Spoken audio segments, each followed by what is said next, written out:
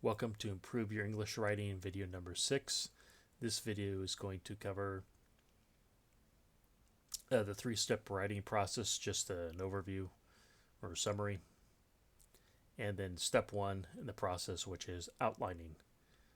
So if you'd like to get notifications for this series, please click subscribe. If you like the video or found it useful, please hit like and check out links to books and videos in the description.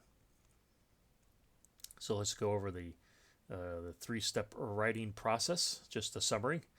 And the next few videos will be covering each one of these components. So there's 3 steps. The first step is outline. An outline, you basically connect and organize your ideas into a list of points arranged in writing order. That is what an outline is. Do not skip this step. This is the step which most people skip. So do not skip it. The second step is the first draft. The first draft is your initial and imperfect, sometimes very imperfect expression of the outline with paragraphs and sentences. And step 3 is edit. This is where you rewrite, revise, and correct the first draft. So now let's cover, I'm going to be covering, like I said, in the next few videos. Let's now cover outlining. So let's first discuss outlines in general. Outlines improve clarity because it organizes your thoughts, and just like the last video on document organization, any organization improves clarity because you've arranged the information in a logical order. It also saves time because once you've written the outline, it allows you to focus on the writing instead of thinking about what to write next. Or what happens is that you're just writing and then you may stop and go, what else do I need to cover? Things like that. So this actually, once you write the outline, you know exactly where you're headed. It's like a roadmap to your document. So let's talk about an informal outline. Basically, use an informal outline for like emails, short essays, YouTube videos, TikTok videos, anything that's short. So I'd say short essays are things, I can say under 50 pages. It's just a simple list of writing points in a writing order. So an example would be, let's see how to write an email on a policy change, and then you just bullet points. I'm sorry I'm always using examples of writing emails because that's what I do most of the time. I just usually start off an email, write some bullet points, just list them right there in order. Or old policy summary, the reason for the change, the new policy summary, and then the employee training. I literally write these just like this in a list, and then I'll take each topic. So I'll say, okay, this is what I write about, and then I'll just start writing about it. And once I'm done writing the old policy change, I'll delete that, and I say, okay, I need to write about the reason for the change. Now you can apply this to, like short-term papers. You have a term paper to write. Once again, maybe it's that, Great Recession term paper, and you're going to maybe it just has to be 3 pages, and you're just going to list out something about it. You have to write it was caused by, the professor asked you to write about one thing, the greatest cause of the Great Recession, and you write out, well, you know what it is, but you're going to list out several things that you want to talk about in writing order about it, and you just list them out, and you can just go about it. That way you just don't start writing, you don't know where you're going. Call the outline the roadmap. You don't know where you're going. You're just writing, but you're just driving blind. This will give you a direction of writing. And also, once again, it organizes it all, which improves clarity. Without the outline, you're just sort of writing, meandering, no organization, and less clarity. So formal outline. Use a formal outline for longer documents, like longer term pages, probably like over 50 pages. Reports, my book was like, I think it ended up being about 180 pages. I basically wrote the table of contents into being effectively the outline.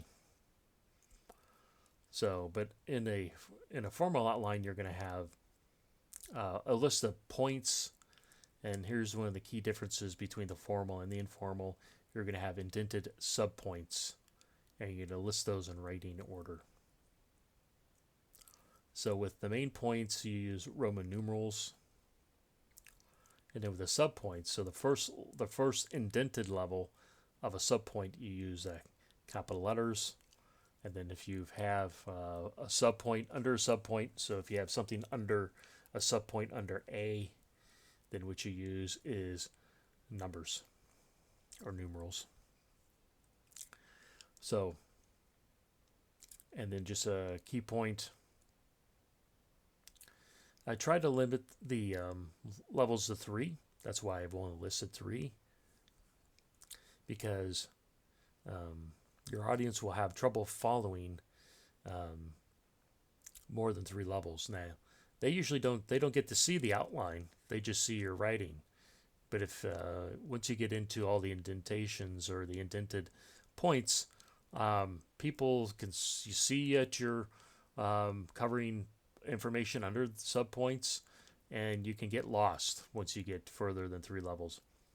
And also, if you have a subdivided point must have 2 or more subpoints. If a point only has 1 subpoint, you need to redo the outline.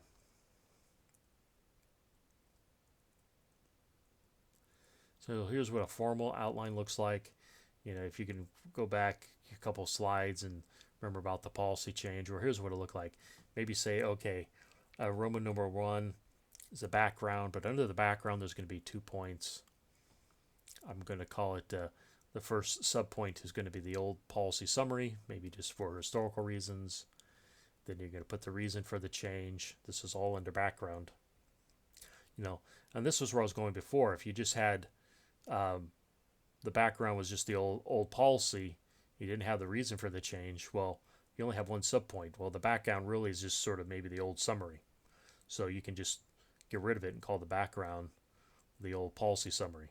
If that makes sense. So that's why you have to, if you have an indented subpoint, you need to have 2 or more. If not, you need to change it. And the second main point would be the new policy. And under the new policy, there's a couple points. There's going to be, maybe a description of the new procedure. And under that, then under new procedure, there's going to be a second subpoint, exceptions. But under exceptions, there's going to be a couple indented subpoints. You're going to have various exceptions. So maybe there's exception 1. There's exception 2. There could be exception 3 and 4. I just listed 2. And then going all the way back to the main point now, because there are only 2 exceptions, pretending. You have now, we're going to talk about the required employee training and the policy. So that's what a formal outline looks like. You can still just see it's, these are just still listed in writing order, but some of the main points, or how you can say, the informal outline was just all main points. The formal outline has subpoints, and then to distinguish the subpoints, you indent them. So that's about formal outlines. So here's how you go about creating an outline. One is to write your purpose. This helps you organize your thoughts, or helps you to do the next step, which is brainstorm the list of points. Just write them down. Don't worry about the order. Just what's the purpose, and you're going to brainstorm. Once you brainstorm, got a list of points, you want to edit the points. You want to add points, which you think should just happen in step 2, but maybe as you're editing, you'll think of something new. You need to change them, maybe combine points, maybe delete points. So you list them all, then you edit the points. And then you organize the points into points and subpoints. This may occur naturally in step 3. You'll probably start to do it in step 3, but this is the real focus of step 3 is just editing the points of add, delete, combine, change. And then step 4 is organizing, where you want to focus on the organization. So these may occur at the same time, but it's good to, as you step through it, to think about solely editing and solely organizing. And then step 5, you want to list them in the main points, and under the main points we'll have subpoints. You'll want to list them in writing order. Then what you do is you repeat steps 3 through 5 as many times as necessary. Usually 2 or 3 times through this, you're done. You shouldn't be going through this 10 times. It's like 2 or 3 times. You should probably be done. So it may take, for very long, my book had a couple pages on a table of contents. It takes a while to list all those out. And, but you can organize them. But realistically, it was, 2 or 3 times through and you're done. So probably most of the time will be, sort of the steps 3 through 5. So we're going to spend most of your time. Initially, it's going to be step 3. So that's it for this video. If you want to get notifications for this video series, please click subscribe. If you liked the video or found it useful, please hit like. And check out links to books and videos in the description.